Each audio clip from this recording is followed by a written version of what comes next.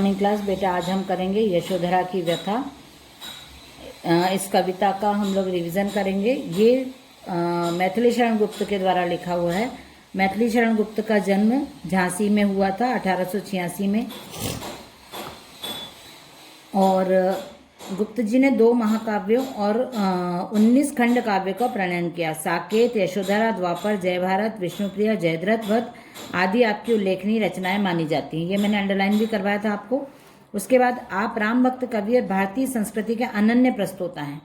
ये सेंटेंस भी मैंने अंडरलाइन लगाया था। उसके बाद नीचे आप देखें आके, तो नारी के प्रति आपका दृष्टिकोण अत्यंत श्रद्धास्पद रहा। आपकी रचनाएं राष्ट्रीयता से ओतप्रोत हैं। आपको इस युग का प्रतिनिधि राष्ट्रीय कवि कहा जाता है। ये इंपॉर्टेंट पॉइंट है और मैंने आपको अंडरलाइन भी करवा दिए थे ये पहले भी, और अभी फिर से मैंने बता दिया आपको। केंद्रीय भाव में हम पढ़ेंगे। ये पार्ट जो है यशोधरा की व्यथा, ये अच्छा मैथिली शरण गुप्त मानते थे। उनका मानना था कि जीवन का लक्ष्य संन्यास नहीं होना चाहिए। मतलब यदि आप मनुष्य जीवन में आए हो, यदि आप इंसान बने हो, तो आपको अपने रिस्पॉन्सिबिलिटीज पूरी करनी चाहिए। आपके जो कर्म है, जो पुरुषार्थ है, उनको ही करना चाहिए। आपको संन्यास का चुनाव जीवन में नहीं करना चाहिए। तो इसीलिए उन्होंने यहाँ पे जो रचना लिखी है, ये यशोधरा के दुख के बारे में लिखी है। और एक क्वेश्चन हमेशा आता है कि यशोधरा की व्यथा कविता किसको संबोधित है। तो ये कविता यशोधरा ने अपनी सखी को संबोधित करती है। वो सब बातें सखी को बताती है, अपनी फ्रेंड को बताती है कि ऐसा ऐसा मेरे साथ हुआ है। तो ये कविता यशोधरा ने अपनी मित्र को संबोधित या अपनी सखी को संबोधित करते हुए बताया है। यहाँ पे जो केंद्रीय भाव इसमें बताया है कि यशोधरा को सोता हुआ छोड़कर, मतलब अपने बच्चे को, जो सिद्धार्थ थे, राजकुमार सिद्धार्थ जो थे, वो अपनी पत्नी और बच्चे को सोता हुआ छोड़कर और राजमहल त्याग कर, पूरा वैभव त्याग कर और प्रस्थान कर गए थे। एक शांति की खोज में चले गए थे। वो इतने संसार में चलने वाले दुख से इतने व्याकुल हो गए थे, लोगों को दुखी देख के उनका मन इतना खराब हो गया था कि वो सब कुछ छोड़ के चले गए। और उन्होंने सोचा कि मुझे अब शांति की खोज करनी है और मैं शांति प्राप्त करके ही रहूँगा। लोगों का दुख दूर कैसे किया जा सके, उसकी खोज में वो चले गए थे। यह कविता यशोधरा द्वारा अपनी सखी को संबोधित है। ये इंपॉर्टेंट पॉइंट है, यहाँ पे भी लगवा देते। कविता में प्राचीन शरद ऋतु वर्णन परंपरा का आश्रय ग्रहण किया गया है। ये कविता जो लिखी है वो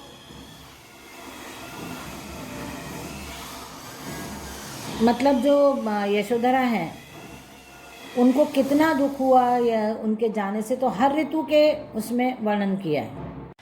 पूरी जो कविता है उसमें यशोधरा की विरह वेदना को व्यक्त किया है। ये हमने अभी रीड किया। अब पेज नंबर 71 पे इसके लघुत्तरीय है। तो मैंने बता दिया आपको कि लघुत्तरीय आपको यशोधरा ने वसंत किसको कहा है, तो राजकुमार सिद्धार्थ को कहा है। सिर्फ आपको ये नहीं लिखना। यशोधरा की व्यथा कविता में कवि श्री मैथिली शरण गुप्त ने, मैथिली शरण गुप्ती है ना, हाँ, मैथिली शरण गुप्त ने राजकुमार सिद्धार्थ को यशोधरा के द्वारा वसंत कहा है, ऐसा बताया। या यशोधरा ने वसंत राजकुमार सिद्धार्थ को कहा है।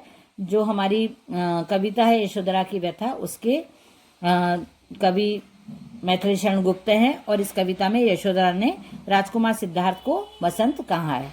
ऐसे आपको 2 सेंटेंस एटलीस्ट लिखना है लघुत्तरी में भी। धरती किसके ताप से जल रही है, राजकुमार सिद्धार्थ की तप साधना के ताप से जल रही है। आपको सिर्फ इतना नहीं लिखना है।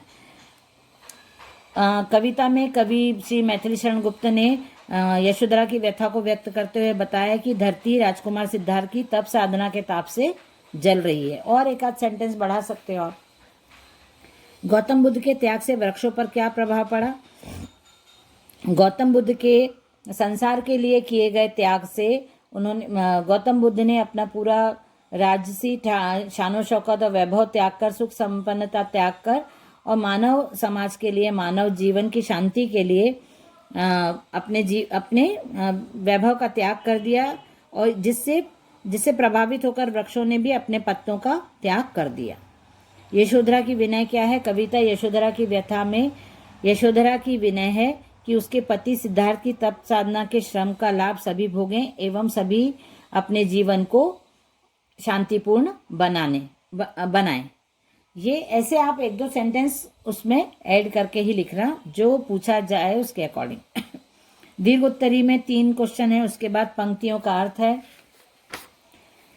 Page number 72। पेज नंबर 72 पे आशा से आकाश थमा है, ये भाव पल्लवन है। आशा से आकाश थमा है, तो मैंने आपको लिखवा तो दिया है, लेकिन फिर भी मैं आपको एक्सप्लेन कर देती हूँ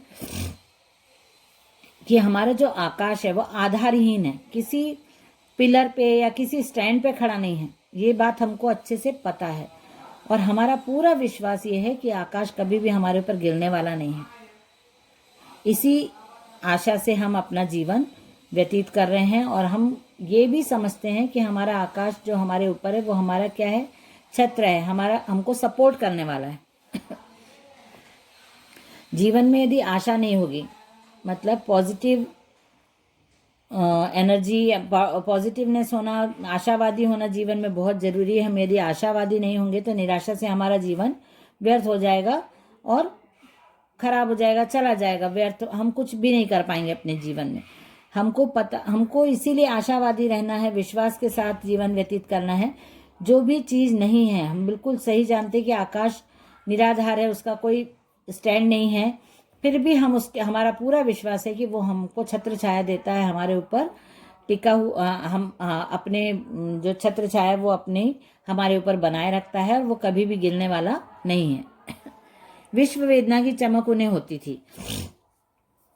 गौतम बुद्ध जो थे वो संसार के दुख से बहुत दुखी थे, और उन्होंने अपना ग्रह त्याग दिया था, राशि वैभव त्याग के, राजपाट त्याग के, वो विश्व के कल्याण की भावना से चले गए थे। विश्व के कल्याण की भावना उनके मन में थी, उनको सबको सुखी देखना चाहते थे।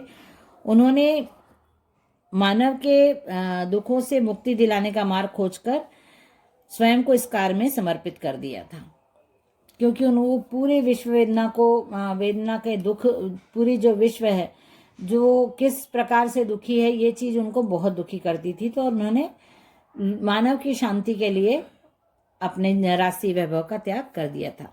उसके बाद है, निम्नलिखित सामासिक शब्दों का विग्रह कर उनके नाम लिखिए। बाधा व्यथा, बाधा व्यथा अपोजिट, मतलब साथ में लिखे जाने वाले शब्द हैं बाधा और व्यथा। द्वंद्व समास, विश्व वेदना, विश्व की वेदना, तत्पुरुष समास। दिनमुख, तत्पुरुष समास। नवरस, नव नंबर है इसलिए द्विगु समास। अग्निकुंड, तत्पुरुष समास। दूध दही, द्वंद्व समास। शब्दों में तत्सम और तद्भव शब्दों को छाटिए। पत्ता तद्भव, वाष्प तत्सम, शत तत्सम, सांस तद्भव, प्रिय तद्भव, सूखा, प्रिय तत्सम, सूखा तद्भव। पर्यायवाची शब्द लिखिए। मही मतलब धरती, जमीन, पृथ्वी, वसुधा, भूमि, और विश्व, दुनिया, संसार, जगत। सलिल, जल, अंबु, तोय, नीर। हेम, हेम का सोना, स्वर्ण, कनक। स्वामी, मालिक, सरदार, नेता। पेड़ का तरु, विटप, वृक्ष, झाड़, ये सब हो गया। योग शब्दों को 2 अर्थों में प्रयुक्त हुआ है। उद्धव योग मार्ग का संदेश लेकर आए। मुझे विभूति रामाने का भी योग नहीं मिल सका। योग मतलब अवसर है ना, चांस नहीं मिला, योग नहीं बना, अवसर। और उद्धव योग मार्ग का योग मतलब जो हम प्राणायाम वगैरह करते हैं, योग मतलब अपने आप को जोड़ने का, अपने आप को किसी से जोड़ने का मार्ग का संदेश लेकर आए। योग मतलब होता है जोड़, और ये दूसरा योग होता है अवसर। ठीक है, तो ये हो जाता है पाठ यहाँ पे। अब हम नेक्स्ट पार्ट है हमारा दक्षिण भारत की एक झलक, तो वो तो हम कर चुके हैं पिछली क्लास में। उसके हमने एक्सरसाइज वगैरह। हंसिनी की भविष्यवाणी, तो हंसिनी की भविष्यवाणी भी मैं आपको ये मदन मोहन मदारिया जी का लिखा हुआ कहानी है। ये लोक कथा की शैली, कतिपय विशेषताओं को आत्मसात करने वाली इस कहानी में कहानीकार ने प्रजातंत्र पद्धति का आरंभिक अवधारणा को एक कल्पना कथा के माध्यम से प्रस्तुत किया है। ये लेखक का जन्म हुआ है 1929 में, मतलब बहुत पुरानी बात नहीं है। तो जब ये 1929 में इनका जन्म हुआ लेखक का, तो इन्होंने देखा कि जो हमारा देश में जो स्थितियां थी उस समय, उसके बाद जब ये थोड़े बड़े हुए होंगे, जब उस समय ये स्थिति चल रही थी, भारत आज़ाद हुआ था, तो भारत की स्थिति को देख के उनके मन में आया था कि प्रजातंत्र की स्थापना होनी चाहिए। प्रजातंत्र मतलब डेमोक्रेसी, है ना, गणतंत्र प्रजातंत्र उसका मतलब होता है डेमोक्रेसी। और ऐसी इच्छा उनके मन में, ऐसी बातें वो सुनते थे, जानते थे, समझते थे। तो इस संदर्भ में उन्होंने ये कहानी लिखी है, और ये काल्पनिक कथा है कि एक राजा रहता है, उसको संतान नहीं रहती, तो मंत्री बहुत चिंतित होता है कि राजा के बाद इस शासन को कौन संभालेगा, इस राज्य को कौन देखेगा। और राजा की मृत्यु के पश्चात वो बहुत परेशान हो जाते हैं, जो वो रहते हैं मंत्री, बहुत दुखी होते हैं कि अब कौन देखेगा। तो वो ऐसी चिंता से घूमते रहते हैं गार्डन में। तो वहाँ पे कल्पना वाली कविता, ये कहानी है, तो वहाँ पे ये भी कल्पना करके लेखक ने लिखा है कि हंस और हंसनी का जोड़ा वहाँ पे सरोवर में घूमता रहता है, और वो बातें करता है, और वो बातें करता है, और मंत्री जी को वो बातें सुनाई देती। ये कल्पना है, लेकिन कल्पना के आधार पे उन्होंने जो कहानी लिखी, उससे हमको स्पष्ट भी करा उन्होंने कि प्रजातंत्र क्यों सही है, डेमोक्रेसी होना क्यों बहुत जरूरी है। तो वहाँ पे वो कहाँ बातें सुनते हैं कि हंस हंसनी बातें करते हैं कि राजा तो निसंतान था, वो खत्म हो गया, तो अब क्या करना चाहिए। तो हंसिनी बोलती है कि बहुत सारे जो लोग हैं हमारे राज्य में, उनमें से ही कुछ लोग चुनना चाहिए, और फिर उनमें से कुछ लोग चुनना चाहिए, निकालना चाहिए, जिनको योग्यता हो उनको हमारे देश का शासन सौंप देना चाहिए। तो राजा को ये बात बहुत अच्छी, मंत्री को ये बात बहुत अच्छी लगी, और उन्होंने इस पे काम किया, और 300 लोगों को निकाला, फिर 300 में से 100 लोगों को निकाला, फिर 100 में से कुछ प्रतिनिधि बनाए, कुछ नेता बनाए, ऐसे करके सबको अलग अलग काम बांट दिया, और उस राज्य में प्रजातंत्र की स्थापना हुई, डेमोक्रेसी व्यवस्था वहाँ पे चालू हो गई थी। तो ये कहानी उन्होंने लिखी प्रजातंत्र के लिए है, मतलब डेमोक्रेसी के लिए। और जब उन्होंने बताया, इस कहानी के माध्यम से उन्होंने बताया कि डेमोक्रेसी बहुत अच्छी व्यवस्था है, और डेमोक्रेसी आने के बाद, प्रजातंत्र आने के बाद उस राज्य में सब सुख शांति से, क्योंकि बहुत सारे लोग मिलके काम करते हैं, तो जब ज़्यादा लोग मिलके किसी काम को उठाते हैं तो बहुत सारे नए आइडियाज़ आते हैं, बहुत सारी चीज़ें, बहुत सारा सहयोग होता है एक दूसरे का, ऐसे करके ये काम पूरा होता है।